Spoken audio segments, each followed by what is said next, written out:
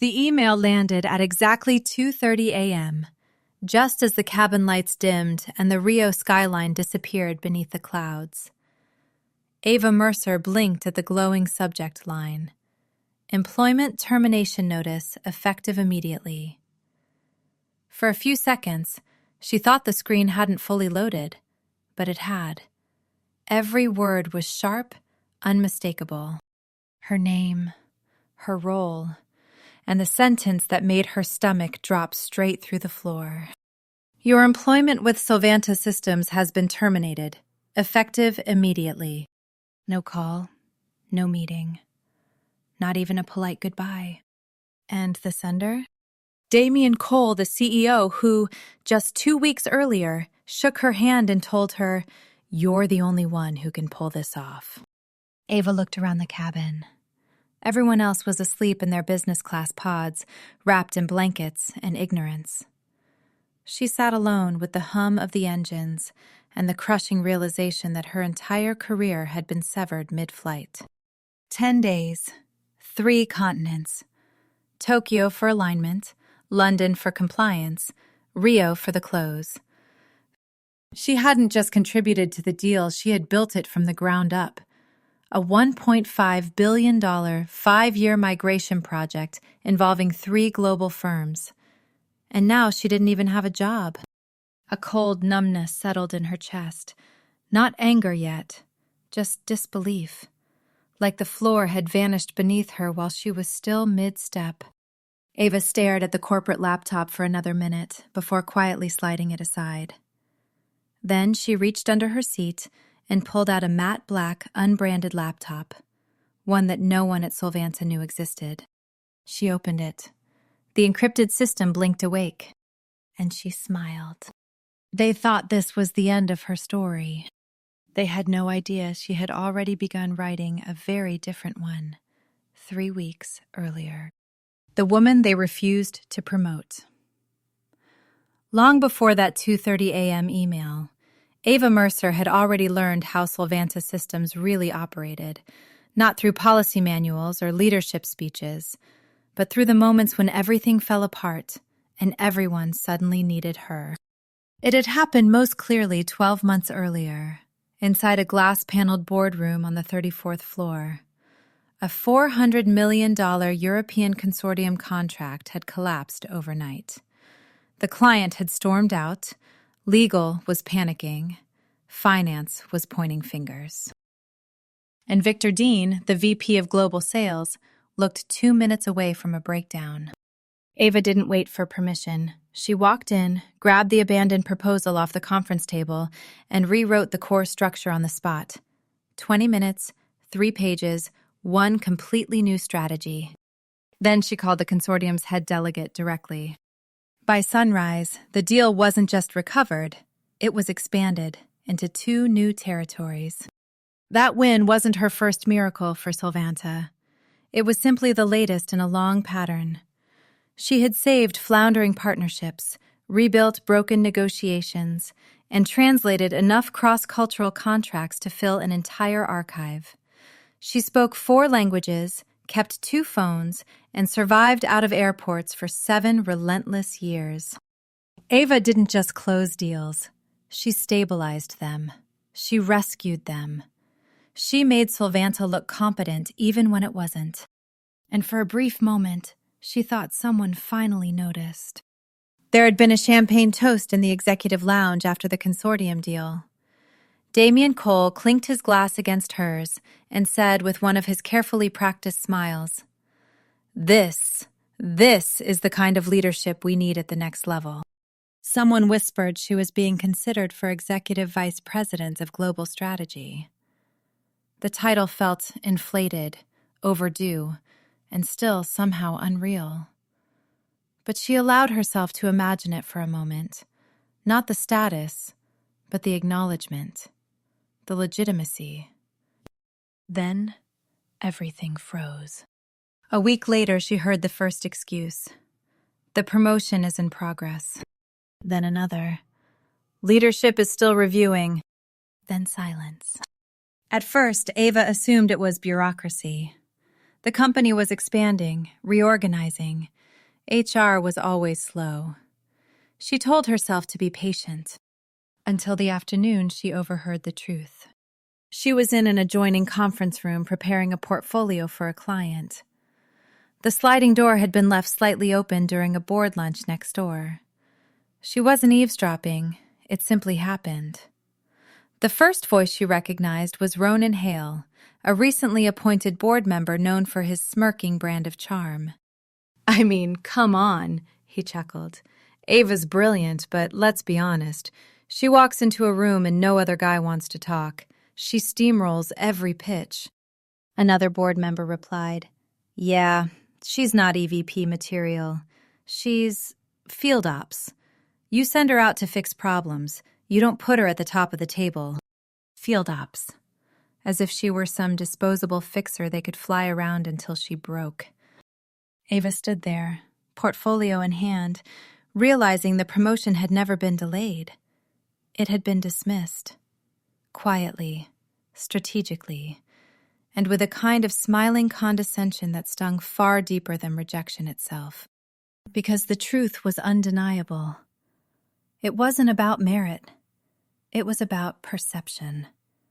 She wasn't a candidate. She was a threat. She didn't storm out. She didn't shout. She didn't defend herself. She simply booked 3 international flights, opened her laptop, and got back to work on the biggest deal in Solvanta's history. If they weren't going to give her a title, she would build something far bigger than a title. A legacy. Loyalty turned into leverage. Ava Mercer had always believed loyalty meant something, or at least she used to. Before she learned that, inside Solvanta systems, loyalty only flowed one direction, upward. Protecting power, shielding the chosen, silencing the ones who actually held the place together. That lesson came crashing into focus a year earlier, during one of the worst crises the company had ever faced, one Ava never spoke about publicly. Lydia Cole, the CEO's daughter, had been hired into a nebulous title, Strategic Advisor, which meant nothing but privilege wrapped in a business card. She had barely 2 years of corporate experience, almost no technical understanding, and one catastrophic mistake waiting to happen. And it did.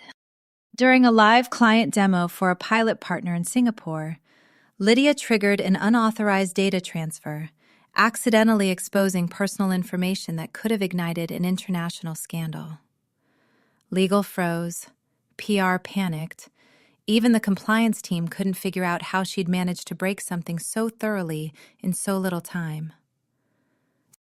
Then Damian Cole called Ava. "Clean it up quietly," he said. Lydia didn't know what she was doing. Ava didn't argue. She gathered every resource, every connection, every ounce of influence she had built over 7 years. She worked through the night with Evelyn Sharp, running containment protocols and rewriting the narrative into a harmless beta test glitch. She took the press call herself to ensure Lydia's name never appeared anywhere. No one thanked her. Ava didn't ask for it. She told herself it was loyalty to the team, to the company, to the mission. But loyalty starts to rot when it isn't mutual. 3 days before her triple-continent trip for the Trident deal, Ava opened a shared drive to finalize the pitch materials she had spent weeks refining. Charts, sequencing models, strategy maps, security frameworks, all meticulously constructed. And then she saw it. The author field on the document read, Lydia Cole. At first, Ava assumed it was a glitch. Maybe Lydia had opened the file and accidentally saved a copy. But as she clicked through the deck, she realized the truth. Lydia had made subtle edits, shifting a phrase here, reordering a layout there, but the architecture, the strategy, the entire presentation was undeniably Ava's. Except now, it carried Lydia's name. Ava felt her chest tighten, not with rage, but with a deep, quiet humiliation. She had saved Lydia from a career-ending disaster, and now Lydia was erasing her in return. Ava could have confronted her. She could have marched into Damien's office or forwarded the file history to HR. But she already knew exactly how that would end. They'd call it collaboration. They'd say she misunderstood. They would paint her as territorial, emotional, dramatic. That word always surfaced when a woman challenged power. So she stayed silent. She packed her bags. She booked her flights. She convinced herself the stolen credit didn't matter, not when the work still shone on its own. But it did matter. Because every time someone praised Lydia's strategic clarity, Ava felt something inside her shift.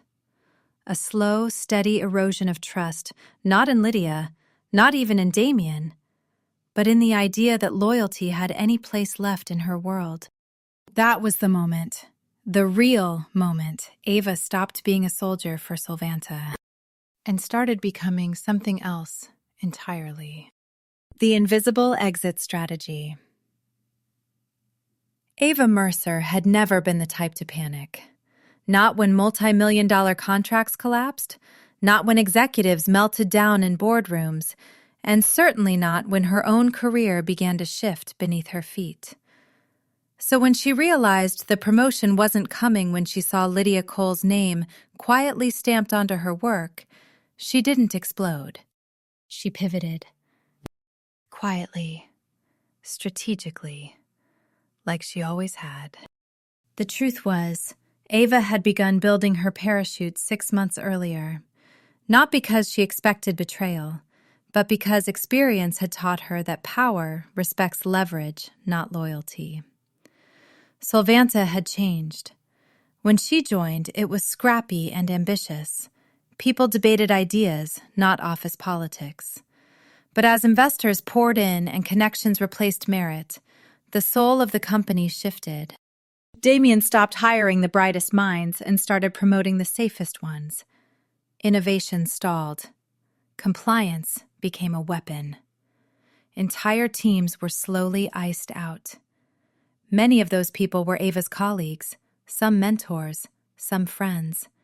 Each pushed aside for being too bold, too curious, too inconvenient. They weren't the problem. They were the blueprint.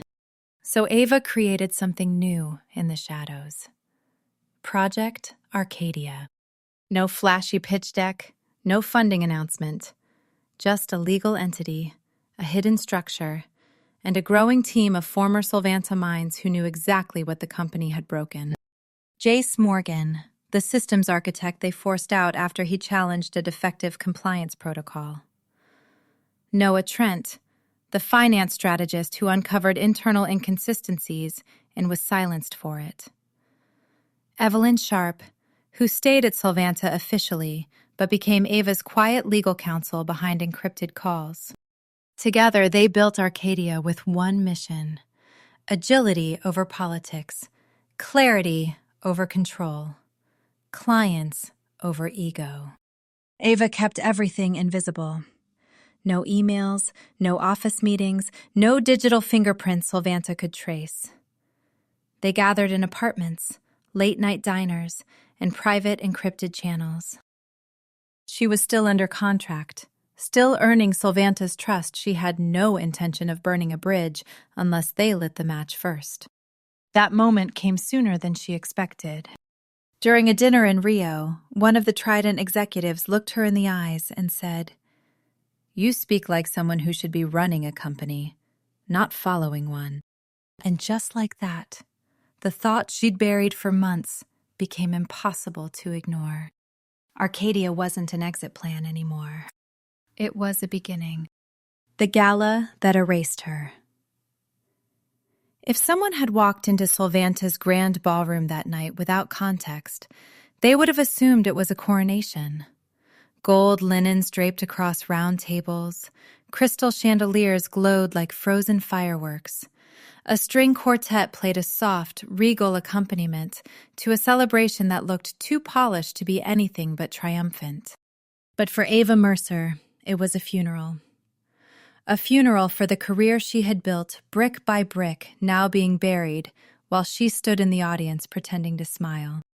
The gala was billed as a strategic growth celebration. In reality, it was a public announcement of Lydia Cole's sudden promotion to Vice President of International Strategy.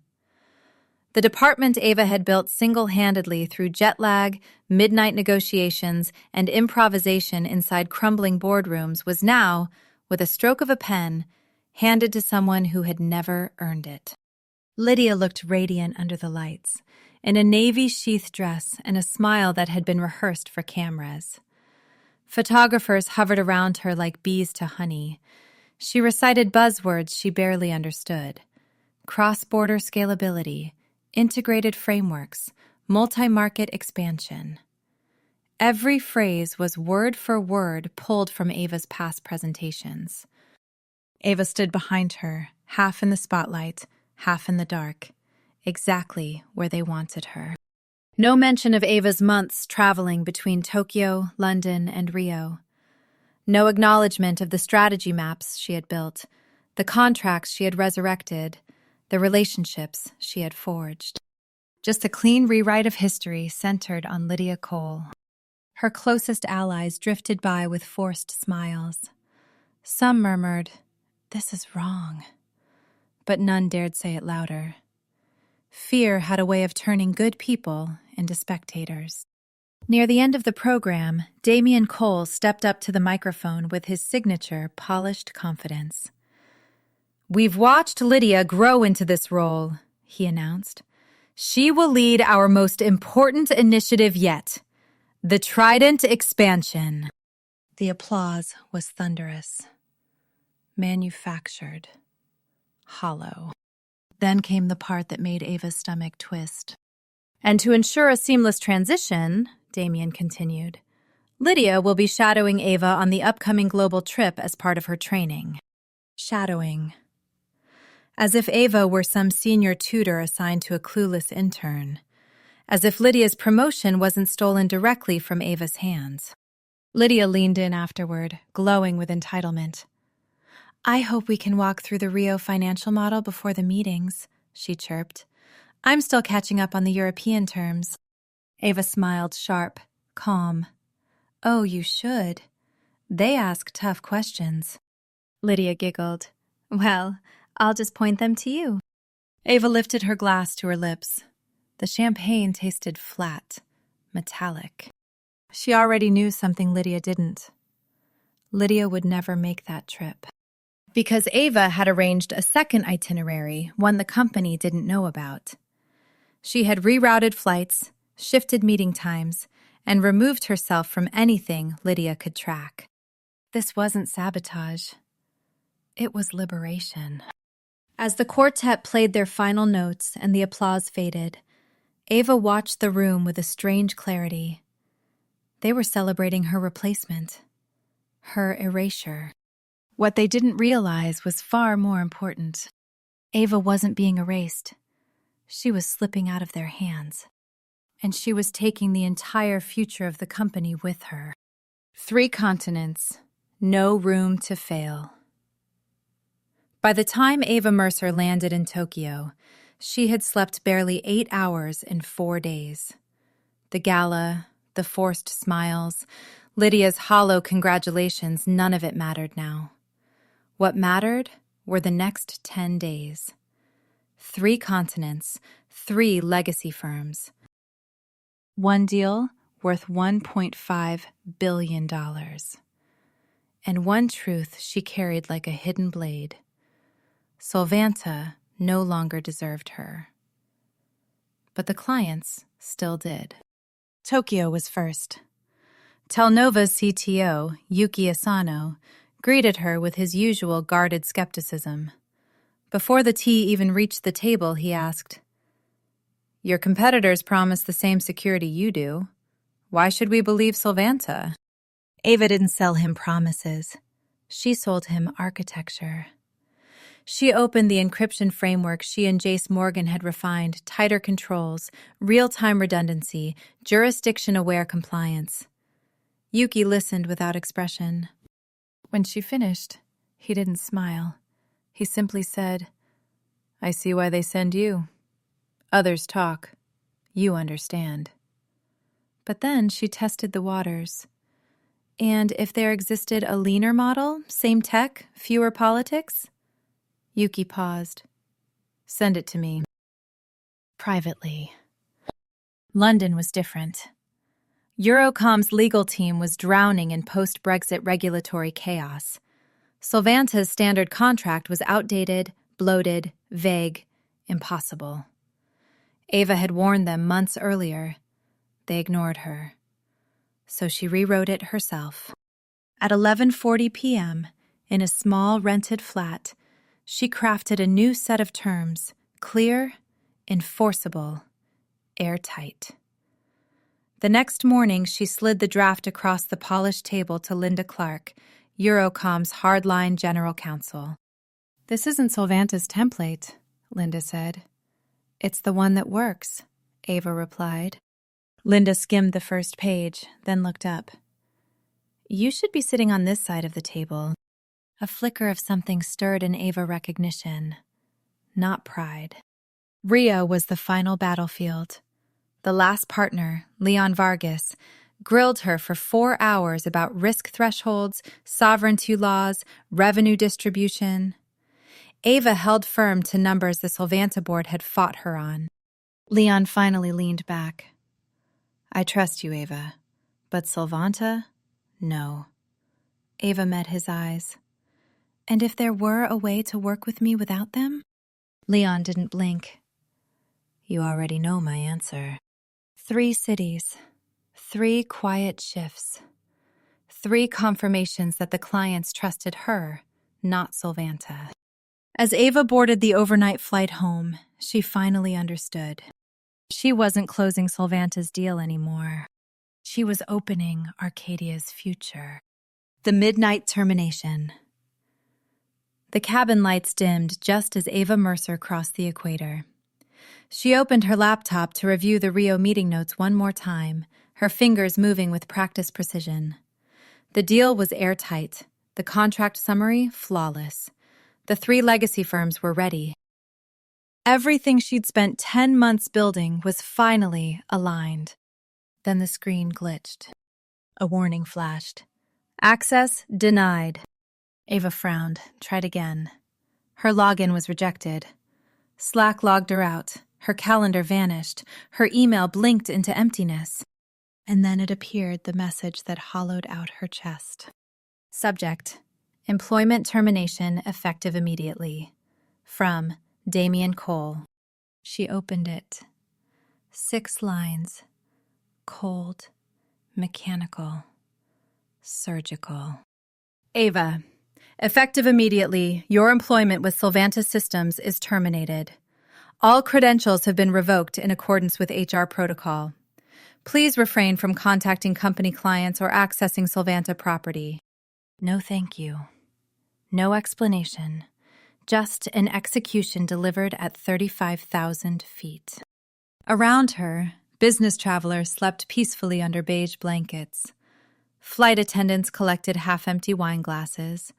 The engines thrummed softly, indifferent to the moment Ava's life was rewritten midair. They didn't even wait for her to land. They didn't have the courage to look her in the eye.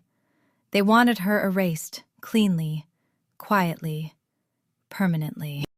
For a moment, Ava sat completely still. Not angry, not shocked, just insulted. Not because they fired her, but because they genuinely believed she was disposable. That the woman who carried their entire international growth strategy on her back could be deleted with an HR script. Then she exhaled. They thought cutting her access would cut her power. They thought revoking her email would revoke her influence. They thought she had no backup. They were wrong. Because 6 weeks earlier, long before Damien's power games, long before Lydia's stolen credit, Ava had followed protocol and created a legal backup of all Trident deal materials, call transcripts, contract versions, financial models, compliance notes. Approved by Evelyn Sharp. Stored securely. They forgot one detail. Ava Mercer was the only reason those clients were still talking to Solvanta at all. She slid the company laptop aside and reached under her seat for the matte black machine Arcadia's lifeline. Encrypted. Offline. Untouchable. It hummed to life. Her files appeared, her strategy, her leverage, her future. Ava typed 3 words into a new document. Let's begin again. Then she closed the lid, leaned back, and watched the darkness outside the window. For the first time in months, she saw a horizon that belonged to her and no one else. A ghost in her own office. The city looked normal from the taxi window. Steel towers catching the morning sun, people rushing across crosswalks with coffee cups, horns blaring in familiar chaos. But for Ava Mercer, everything felt foreign, detached, like she had slipped out of her old life and was now watching it from outside the glass. At 8:40 a.m., she stepped through the revolving doors of Solvanta Systems for the first time as nothing. No title, no access, no identity the company recognized. The security guard, Daniel, who used to greet her with a smile, froze. Ms. Mercer, I wasn't told you'd be coming in today. I wasn't told I wouldn't be, she replied calmly. She tapped her badge against the gate. Red light. Access denied. Daniel winced. HR flagged it this morning. I'm sorry. Ava nodded. She didn't blame him. He looked more uncomfortable than she did. The walk to the elevator was silent. The receptionist didn't look up. Someone near the coffee bar stepped aside as she passed, avoiding eye contact as if unemployment were contagious. When she reached her old floor, the silence felt colder surgical. The junior analysts who once rushed to update her now stared at their screens with rigid focus. One stood abruptly and walked away the moment she stepped out of the elevator. Her desk was stripped bare. The plants she'd nursed through jet lag and fluorescent lighting were gone. Her chair replaced. The framed thank you letter from Eurocom vanished. Even her nameplate had been removed, not moved. She was a ghost, haunting a life that had already replaced her. On a side table lay the internal newsletter.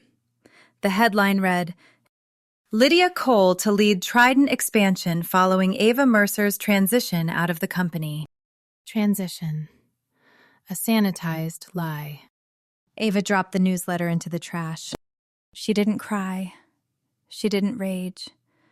She simply turned and walked out of the office she had given 9 years to without so much as a goodbye from anyone inside it. Back on the street, the city noise felt strangely sharp, as if reminding her she was no longer tied to Solvanta's quiet suffocation.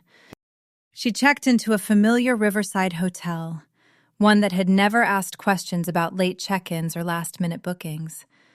They gave her a room on the 15th floor overlooking the water. For the first time in days, Ava allowed herself to sit still. Shoes off, back straight, breathing slow. She pulled out the matte black Arcadia laptop, the only device in her life that still held her truth. The secure client portal opened with a soft chime. 3 names flashed online. Yuki Asano, Linda Clark, Leon Vargas. Ava typed 3 identical messages, each only 4 words. The door is open. Then she hit send. Quiet moves, quiet power, quiet beginnings. The kind Solvanta never saw coming. The silence they never expected. The morning after Ava sent the 3 identical messages, the door is open, she sat alone at a small table in her hotel room, a black coffee growing cold beside her. The room was quiet, but not empty. It was the kind of quiet that comes before a tectonic shift, the stillness just before the sky breaks open. She knew exactly what would be happening back at Solvanta. At 9:15 a.m., according to Evelyn Sharp, whose friends in legal were already whispering, Damian Cole made his first call. He dialed Yuki Asano at Telnova, expecting his usual brisk, efficient reply. But Yuki didn't answer. He tried again. Nothing. By 10 a.m., Damian had gathered the interim strategy team, including a shaken Lydia, into a conference room and instructed them to call Eurocom. Linda Clark was famously responsive, the kind of general counsel who replied within the hour, even on weekends. But that morning, the line rang 7 times before redirecting to a recorded message. Please forward all Trident-related inquiries to your current point of contact. Damian frowned. What current point of contact? No one in the room had an answer. 20 minutes later, Damian's assistant sent 2 follow-up emails, one to Linda directly, one to her full legal team. Both bounced back with the same automated reply. By 11:30 a.m., panic had begun to seep through the glass walls of Solvanta's executive floor. They tried Brazilink next. The call was answered by Leon Vargas's assistant.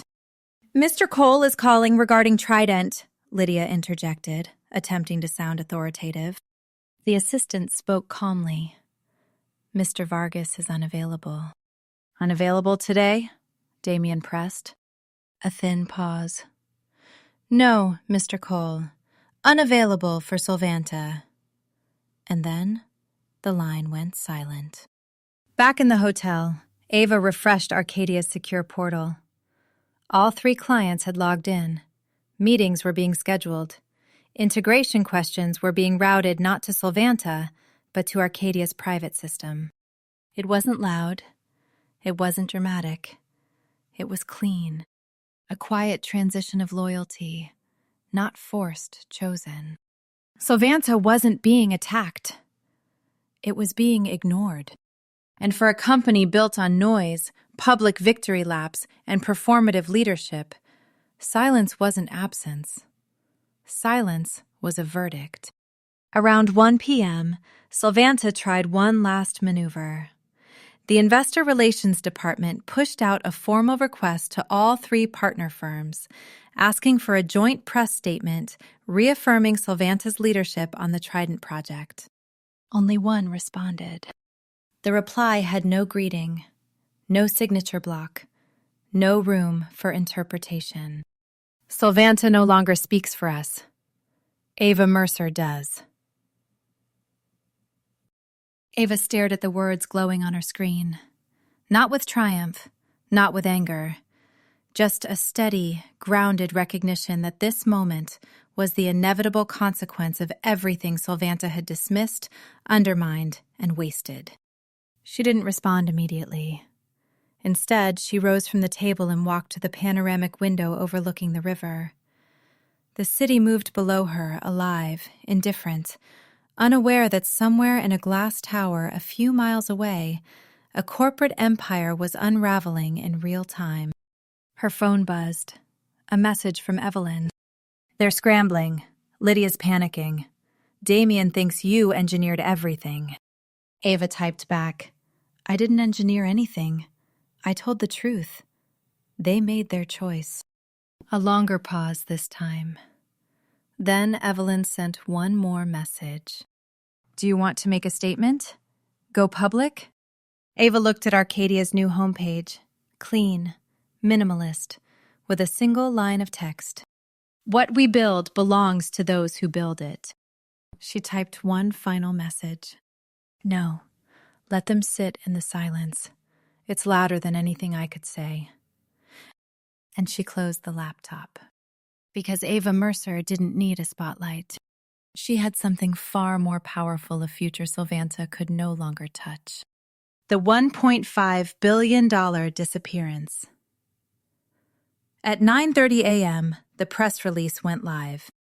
No splashy banner, no chest-pounding announcement. Just a clean, elegant statement published through Arcadia's internal media portal.